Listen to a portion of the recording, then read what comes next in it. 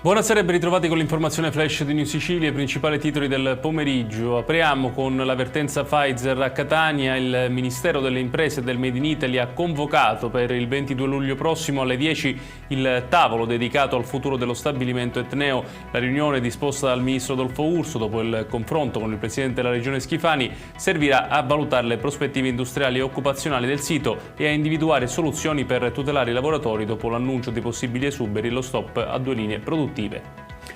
Prende il via l'iter per ripristinare in Sicilia l'elezione diretta dei presidenti e dei consiglieri delle province. Il disegno di legge è in fase di definizione e sarà presentato alla commissione competente dell'Assemblea regionale. L'obiettivo dichiarato è restituire ai cittadini la possibilità di scegliere direttamente i rappresentanti degli enti provinciali.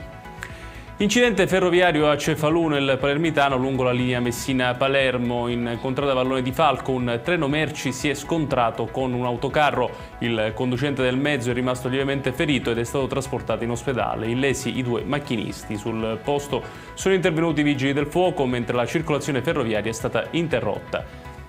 Attimi di paura al pronto soccorso dell'ospedale di San Giacomo d'Altopasso a Licata, nell'Agrigentino, dove i carabinieri hanno arrestato un 38enne del luogo con l'accusa di resistenza a pubblico ufficiale e lesioni aggravate. L'uomo, in preda ad un attacco d'ira, avrebbe colpito con una testata un poliziotto intervenuto per calmarlo.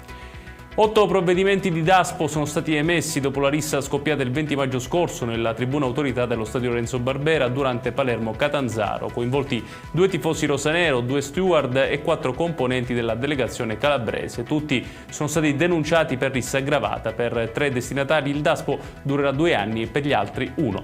Ed è tutto per questa edizione. Tutti i dettagli su queste notizie li trovate come sempre sul nostro sito www.newsicilia.it. Grazie per averci seguito e buon proseguimento di serata.